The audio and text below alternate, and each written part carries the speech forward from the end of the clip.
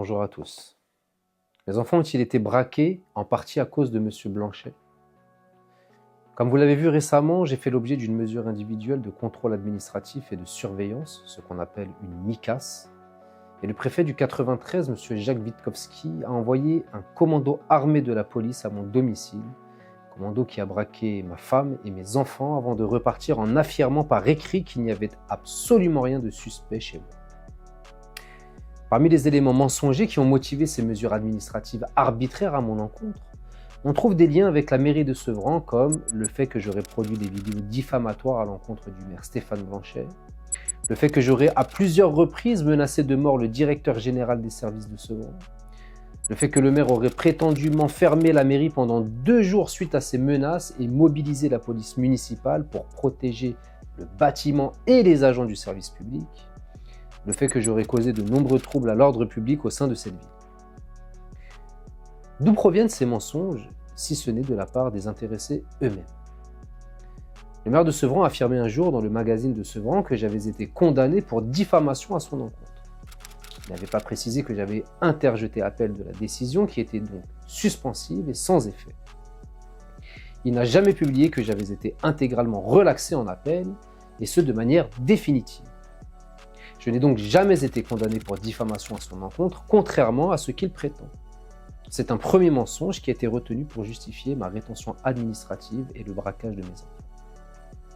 À plusieurs reprises, le maire Stéphane Blanchet a adressé aux autorités judiciaires et administratives des courriers calomnieux me concernant et concernant mon collaborateur. Je vais vous en lire quelques passages. Monsieur Jousse, le 6 septembre 2021 à 15h, vous vous êtes introduit dans les locaux de l'hôtel de ville avec monsieur sans rendez-vous, en forçant l'entrée, profitant du passage d'agents municipaux. C'est depuis le début de votre mandat la 3e fois que cela se produit. C'est intolérable.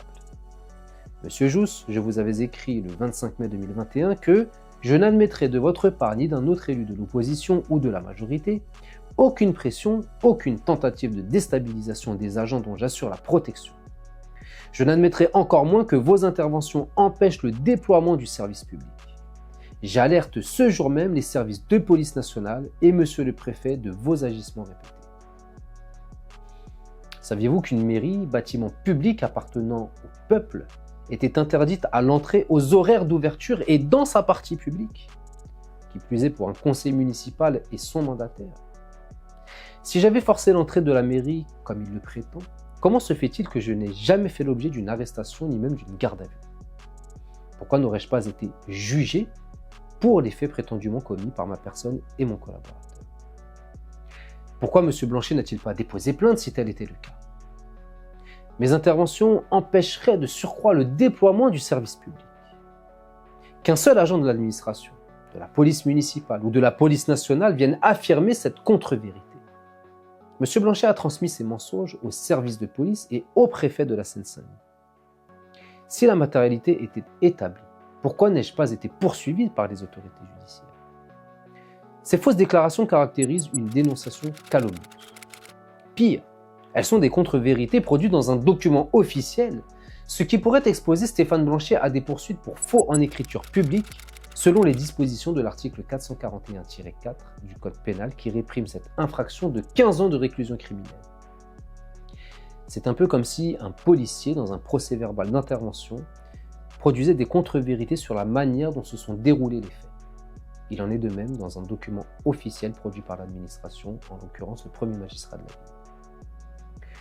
Dans un autre courrier relatif aux vœux que nous avons présentés avec Madame Saki, M. Blanchet écrivait « Nous, élus de la majorité municipale, n'avons jamais dénigré qui que ce soit, ni par des insultes, ni par des polémiques, dans des tracts et des vidéos mensongers et calomnieux. Chacune et chacun est libre de s'exprimer dans le débat public et démocratique, mais nous ne prendrons pas la responsabilité d'abaisser la qualité de ce débat à des insultes et des polémiques personnelles et qui ne relèvent jamais de discussion sur les politiques publiques locales ou sur le projet de vie. Je tiens toutefois à transmettre le projet de vœux et le courrier que je vous adresse à monsieur le préfet afin que les partenaires institutionnels aient connaissance de ces échanges. » Une fois encore, le maire, premier magistrat de la ville, transmet au préfet des informations complètement mensongères. À quel moment ai-je produit des vidéos, des tracts mensongers et calomnieux?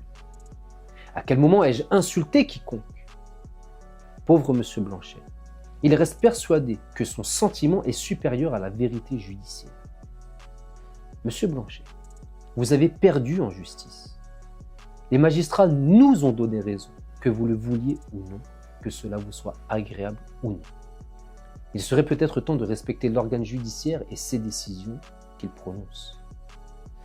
Vous décrivez le préfet comme votre partenaire institutionnel. Je le décrirai aujourd'hui plutôt comme votre partenaire d'infraction pénale.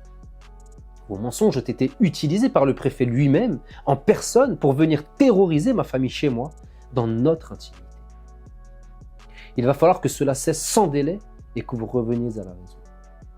La population doit savoir ce que vos méthodes provoquent comme violence institutionnelle envers une famille totalement innocente. Mes enfants et les familles sevranais se souviendront de ce à quoi vous avez contribué. Je comprends pourquoi vous n'avez pas souhaité me recevoir suite au courrier que je vous ai envoyé. Vous ne voulez pas rétablir certaines vérités concernant des calomnies dont vous êtes l'origine. À vos méthodes s'ajoutent les déclarations de certains élus comme M. Jean-François Bacon, qui n'a pas hésité à me sortir de l'arc républicain, comme vous pouvez le constater sur ces images. Alors je vous rassure, monsieur Juste, moi j'ai les valeurs républicaines chevillées au corps. Par contre, je viens tout juste, là, officiellement, moi, de vous exclure de l'arc républicain. C'est tout ce que j'ai fait. Quant à votre comportement chronique, on va dire, anti-républicain, les insultes que vous adressez au maire en permanence, moi, il est de toute façon certain que les membres de mon groupe ne participeront pas à un travail à vos côtés. Monsieur Bois, de temps en temps, s'est également permis quelques dérapages me concernant, qu'il en soit ainsi.